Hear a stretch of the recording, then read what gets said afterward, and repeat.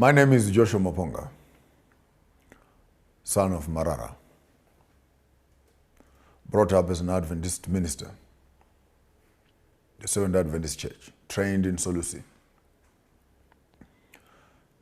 Our greater tribe of the Soshe finds its roots in the greater nations of the Mwenimtapa, the sons of Tovera and Mrenga.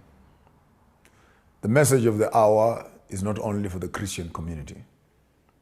We extend ourselves beyond Christianity to Islam, to the African nation at large.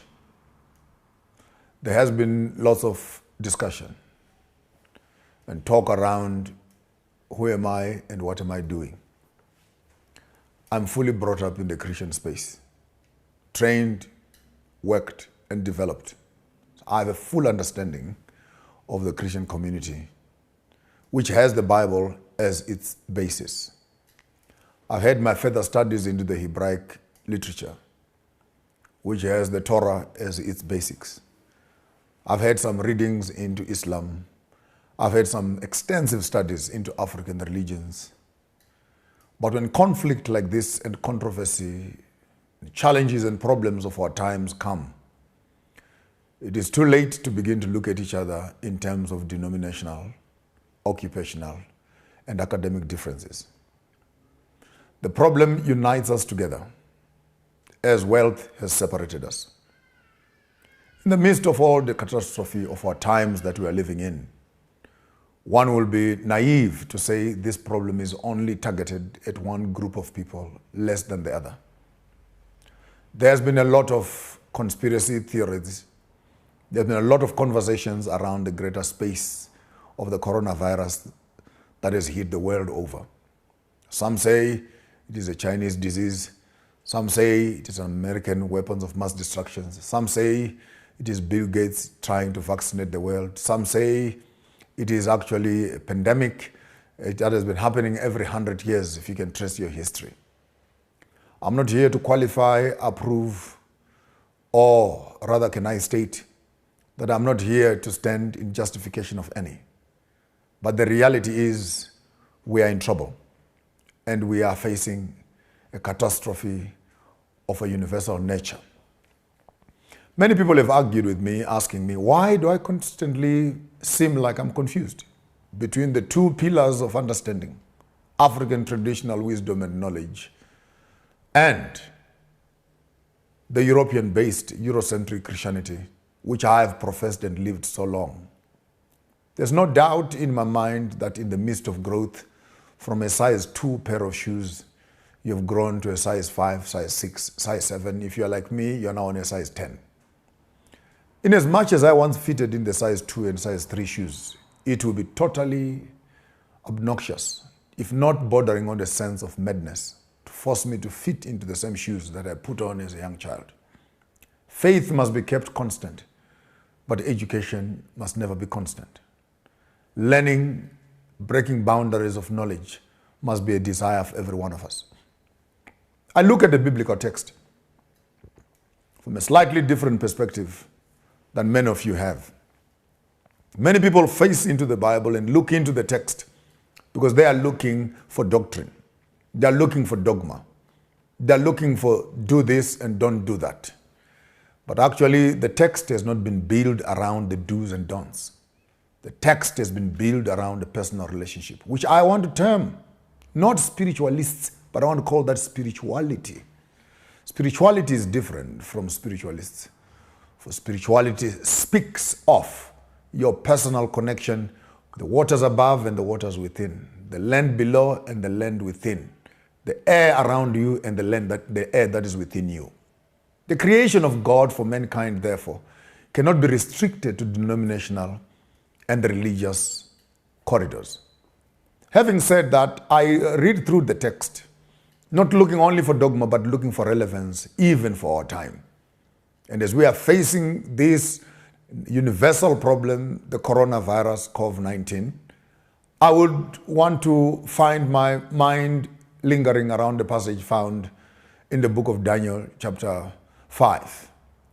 Daniel chapter 5 introduces us to a party, a world party, For when Babylon was in power, ruling the world, all the vassal states from Jerusalem, Israel, and beyond, Greek and Roman, were all subject to Babylon. And at the pinnacle of the Babylon Empire, Belshazzar decides to call a party. And this party is located somewhere in his royal residence, where he calls all the powerful people of his nation. What do I mean by all? I mean economic gurus, magicians, astrologers, necromancers, entertainment industry. Everybody who is who in the Babylonian Empire was invited for this party. Will I be wrong to say that at the pinnacle of this world civilization, people are meeting and grouping in groups, discussing and having fun and playing and talking? Our nation has been intoxicated with entertainment instead of education. People sit around wanting to enjoy themselves. I've heard of the World Cup soccer matches. I've heard of the Olympics games. I've heard of the Cricket World Cup champions. I've heard of the Rugby Cup champions, Chess Cup champions, Snooker Cup champions, all other champions around the world. But when this disaster falls upon the earth, it brings everything to a standstill. I love something about that passage. In the midst of the party that was invited, then the Bible says people began to enjoy themselves in intoxication. That is in drinking of alcohol. They began to enjoy themselves in terms of pleasure. Parties were running. If it was in modern days, then the lights were on, the blue and red and neon lights were flashing on the dance floor as Belshazzar was drinking wine in front of his concubines and in front of his wives. The world civilization has not found itself exempted. We have found ourselves in soccer stadiums in thousands, 60, 70, 80, 120,000 people, watching people kicking a skin of a dead ox. People sitting and gathering, burning themselves in the sun, watching cricket. Buckets and cooler boxes, time out, playing with other children. But this time, and this virus comes around, there's no more time to play with other children. Go home and play with your own children. This catastrophe finds us totally absorbed, intoxicated with entertainment. And in the midst of such rivalry, debauchery, licentiousness that fills our land, in the midst of the party that seemed to have been going very well with all guests present, all wine present, then Belshazzar says, please, can you go and collect for me some of the vessels from the temple? Those ones that were brought from the house of Judah, those that were brought from Jerusalem, let me also drink wine in them. You must always be careful that in the midst of so much rivalry and entertainment and pleasure, that you don't begin to tamper with religious issues. For religious issues are not part of entertainment. I know many of our churches have become entertainment centers. For people who are stressed and distressed, they come here for a word of encouragement and a small little word that can give them enough motivation to drive here to another week. And many of us are on the drug called church drug, where we go here, we drink, we sniff this drug, given a little bit of hope. God is on our side. It's your year 2010, everything will be positive. It's your year 2012, everything. It's your year 2013. Even in 2020, I saw declarations that 2020 represents equalization. Everything will be perfect.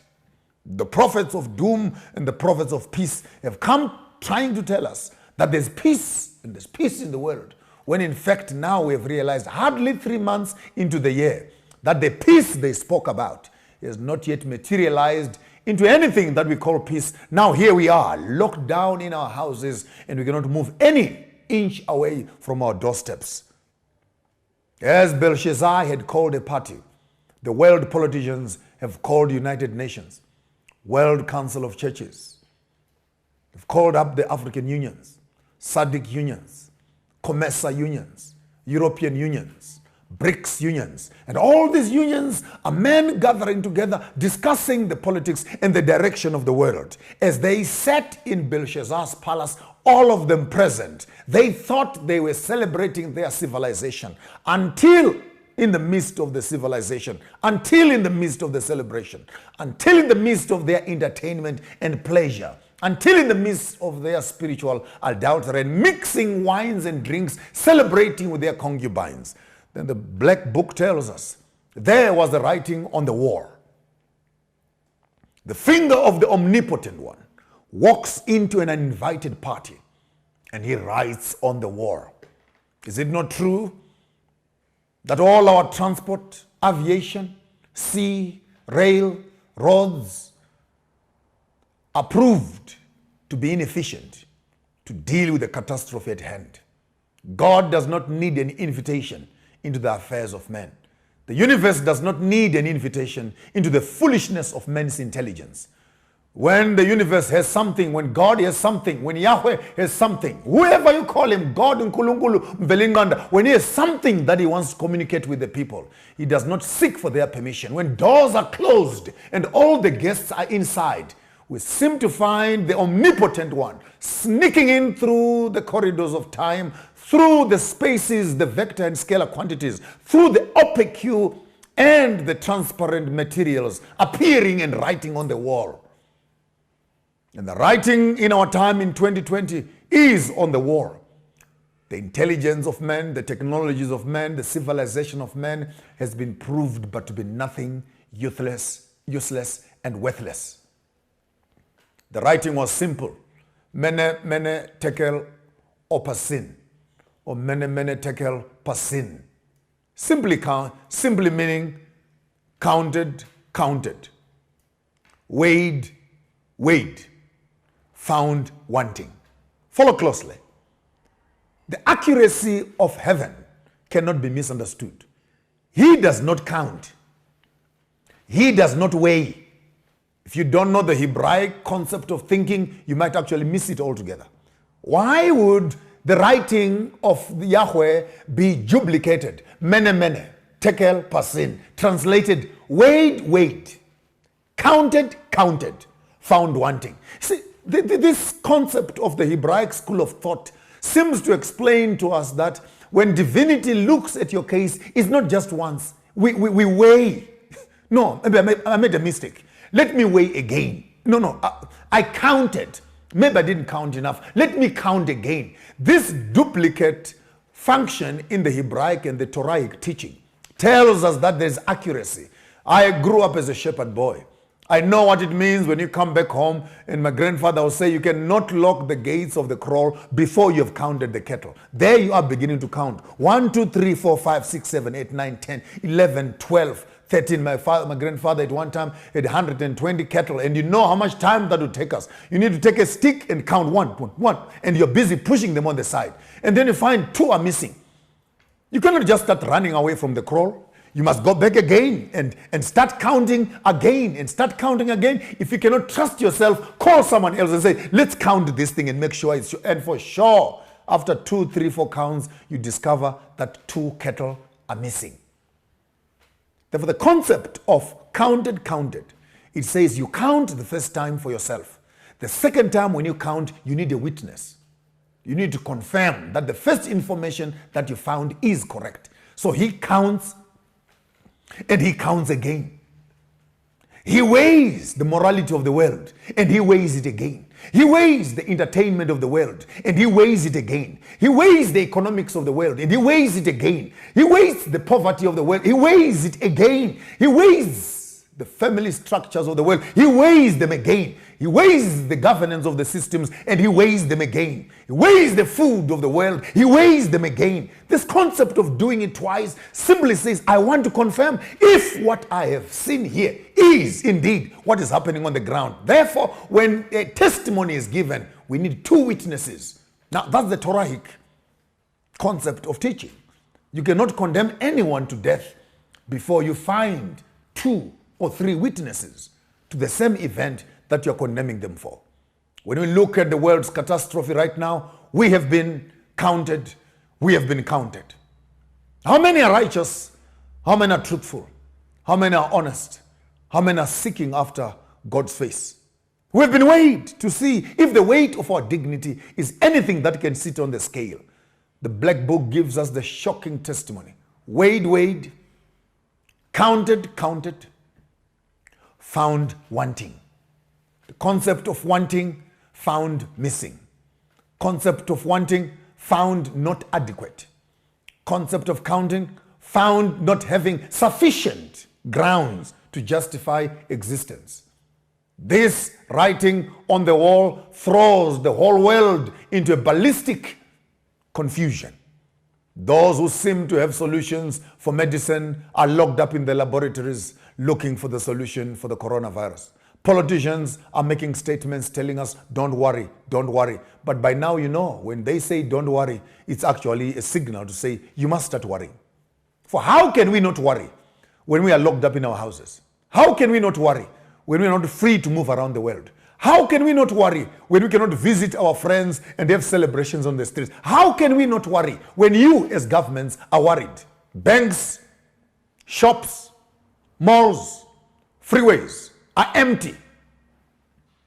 Friends and relatives are infected and affected. As of this morning, I received a news that one of my dear favorite pastors in Bloemfontein is actually contracted coronavirus, COVID-19, close to me. I know him personally. And the government is saying, don't worry. When all of a sudden I must walk into my house, putting on some liquids on my hands, I must steam myself every day, and I must make sure that I don't greet everybody. I must start knocking everyone on the shoulder. The same shoulder I'm sneezing on, I must be touching you with it. How can I not worry? And when the writing was on the wall, the black text says, the whole hall came to a standstill, as the world today is also at a standstill. Those that are in the mountains, stay there. Those that are in the fields, stay there. Those that are in the house, stay there. Those that are on the road, stay there. Does that sound familiar for you? If you're a reader of the Bible, that there will be no movement. Let everyone stay in their own place and not move at all. And yet they say, do not worry. It almost sounds like the gospel of peace, peace, when there is no peace at all. In the midst of such catastrophe, the writing is on the wall. People can't move. The hearts of mankind are going to stop for fear. When fear grips the hearts of mankind, the old woman, Nebuchadnezzar's wife, the grandmother of Belshazzar. And by chance, by the way, if you are an academic, you want just to enjoy yourself on the biblical text and find why did Nebuchadnezzar name his grandchild Belshazzar when he also named Daniel Belshazzar? Because after working with Daniel for such a long time, he just hoped by streak of chance that the wisdom that God and Yahweh had bestowed upon Daniel Belshazzar may also be transmitted into the grandson Belshazzar. But Belshazzar had become a party animal. Belshazzar had become a cooler box animal. Belshazzar had become a sex orgy boy.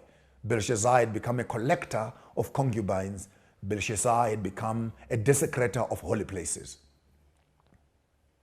And the grandmother says, you, together with your grandfather, when God speaks, you don't listen. When God demonstrates, you don't participate. And as he treated your grandfather, who ate grass like a cow for 7 years, until he looked up to the heavens to discover that there is a God in heaven. You have not humbled yourself. The grandmother does small little devotion, waking up the boy from slumber.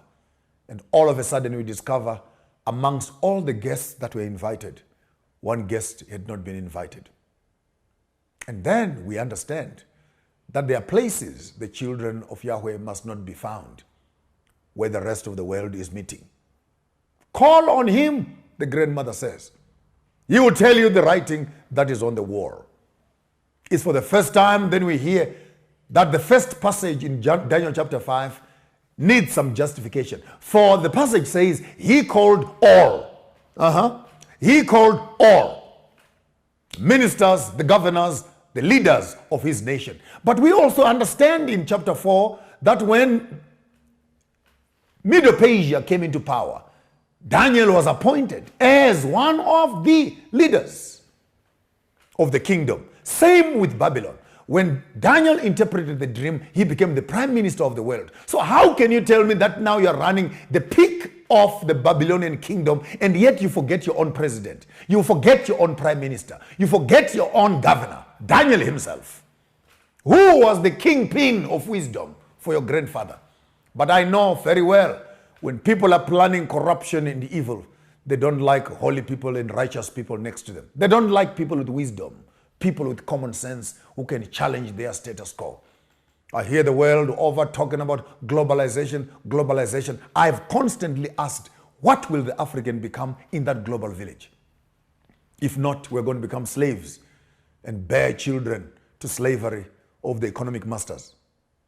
As Daniel walks into the room, his words are as loud and as clear. Like a sharp knife, hot knife cutting through butter, he does not mix or mince his word. He can tell that his father was here.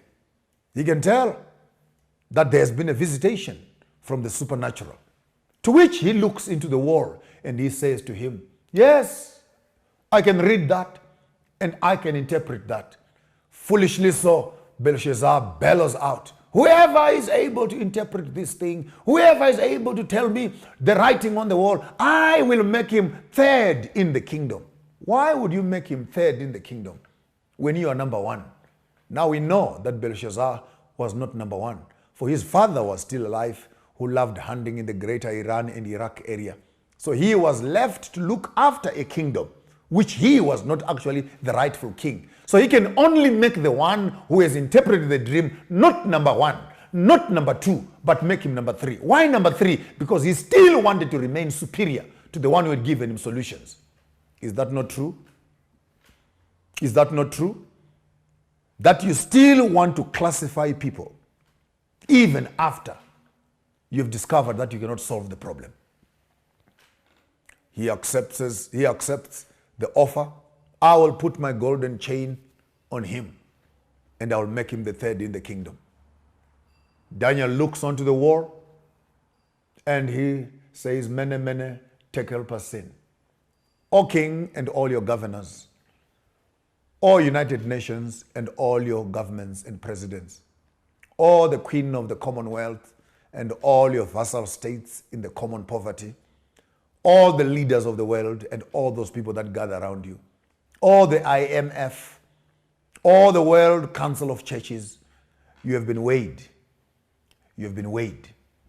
You have been counted. You have been counted. You are found wanting. As for Africa and the plurality of the churches that have filled up the land with all our prophets and men of God, all the anointings put together, you have been weighed.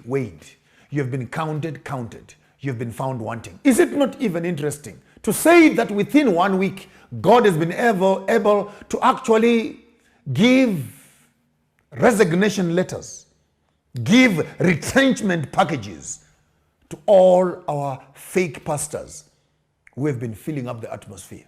Where is your man of God? Where is your prophet? They were telling us all sorts of prophecies. Where are they now? Where are the solutions? Weighed, counted, found wanting. Some of them in the midst of these problems are still sending SMSs to their members. Please send us your tithes and offerings. While they are also in hiding from the same catastrophe that is affecting their members. Weighed, counted, found wanting. After we've put so much money in building infrastructures, building monumentous, galactic cathedrals. This is where God is. And now all those buildings have been shut down. Weighed, counted, found wanting. With our pharmaceutical companies full of tablets and full of medicines, vaccine after vaccines, weighed, found wanting. The education system full of doctors and PhDs, people learning and graduating left, right, and center, magma summa cum laude. Weighed, counted, found wanting. The technologies and the genius of mankind has been proved to zero. When the writing wasn't on the wall, even the kings tremble. The passage is not lack of details. It simply tells us that while the king was actually standing there, his loins gave way. What does it mean that the loins gave way? It's a polite way of telling us that he just made a toilet where he was standing. By opening up of the loins, his own intestines could not hold the dirt that was in his stomach. And it's scary to find presidents, prime ministers, ambassadors, all of them having been diagnosed to have this coronavirus. How do we deal with it? They're planning to put 5Gs into the skies, destroying human civilization and destroying nature on the grounds. Birds have proved to die where this 5G radar is running. Trees have dried up. The technologies of man, because people are in a desire to rule and govern each other. The universe and God looks and says, weighed, counted, found wanting. Many of us have been running away from our own homes, and our homes have not been equally balanced. Now we are locked up in our own homes. Weighed, counted, found wanting. May I ask you a question? Now that we are locked up at home, so who is going to baptize your children? Who is going to collect the tithes and offerings? Who is going to be standing at the deaconry telling people to put on ties and jackets? Who is going to be supervising your spirituality now that you are locked up in your own house and you cannot have access to other people out there? Did I not tell you in the past that there's no use for you going to church if you don't have a church right here? Therefore, you take your church to church. And if there's no church in your heart, there's no church in the community out there. Weighed, counted, found wanting. Our meetings and our gatherings have been rendered useless and valueless. For God has not visited those places, but they've been places of constant entertainment where people gather to hear what their itching ears are prepared to hear. Maranatha Masala. Dumelang Bakhayesh. God is good all the time. All the time, God is good. People want to go there and be told things that are soothing. When you tell them stuff that is to do with their own destinies, you're being told, no, Mfundis, you cannot speak like that. Please use polite language. Weighed, counted, found wanting. While the place he was standing on was smelling, he could not help himself but take off his garment that he was putting on and put it on Daniel. Take off the golden chain that was hanging on his neck and put it on Daniel. Remove the ring that was on his hand and put it on Daniel. Backtrack a little bit. While the party was taking place, the Medo-Persians were at the gate. While the United Nations was having function and fun, the enemy was at the gate. While politicians were busy celebrating Viva, Viva, Viva, Viva, Pasi, down with, Aluta. While we're busy celebrating in our corridors of social gatherings, while we're busy shouting, Man United, Kaizer Chiefs, oh, Pirates, Sundowns, we're talking about Porto and etc. The enemy was at the gate. History tells us that they had so much time to divert the river that flowed through Babylon until the water was on the knee level. And the enemy walked in through the walls of the city of Babylon. They occupied the city while the enemy was fast asleep, enjoying and celebrating their own successes. Amazing. Business plans. And it's amazing, particularly in South Africa. We've just finished the State of the Nation address. A few days later, we received the economics and the financial systems of the year. We had plans and plans, billions for this, billions for that, millions for this, millions for that. We're reading the United Nations. We have a target, health for all by 2020, vaccination for all by 2020, poverty alleviation by 2020, 2020, 2025, 2020, 2030, 2040. All these beautiful plans we're busy celebrating in our corridors. And while we were celebrating in our corridors, the enemy sneaked in through the wall, burst into the house, into the great hall where the party was taking place, butchering and killing everybody in that house. Good news. The ancient tradition says when you go to war, there's one person you must keep alive, and that is the king. And of course, you do your research before you go for war. Who is the governor? Who is the king who is in power? His name was given as Belshazzar. Belshazzar.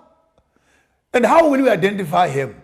You'll find him with a crown on his head. You'll find him with a golden chain on his neck. And you'll find him with a golden robe on his body. But remember, Belshazzar, out of desperation, at a moment of sadness and at a moment of catastrophe, he had moved his crown and given it to Daniel. He had moved his chain and given it to Daniel. He had removed his robe and given it to Daniel, removed his signet ring and put it on Daniel. When they walked into the room, what did they find? They found a king. When they asked him, what is your name? Who can doubt it? My name is Belshazzar. The rest of the clothes will tell him who he was. The story ends when the entire house is destroyed and the king is preserved. Have you not noticed how God has a way of preserving his children in the midst of the problems? How God has a way of preparing his children for the days of trouble. This for me is a dry run where we are learning as people who believe that when troubles will finally come, we've been telling you, eat organic foods. Teach your children. Own what you consume. Own your own Christianity. Don't allow the system to own your conscience. Be a man who listens to the voice of God. Place yourself in a place where grace can find you. Now all of a sudden all these things will begin to make sense. But I have good news for someone out there that in the midst of such catastrophe, the preservation of grace cannot be undermined. Daniel is preserved. Daniel is kept well. Daniel is kept safe. Daniel is taken alive and well into the next dispensation. We are facing a catastrophe of magnitude, of global impact. But I want to tell the children of Yahweh who are out there that be of good courage. Do not give up. In the midst of such catastrophe, there will be preservation plan. I just want to pray that you will not be found having been intoxicated by those who were inside the party.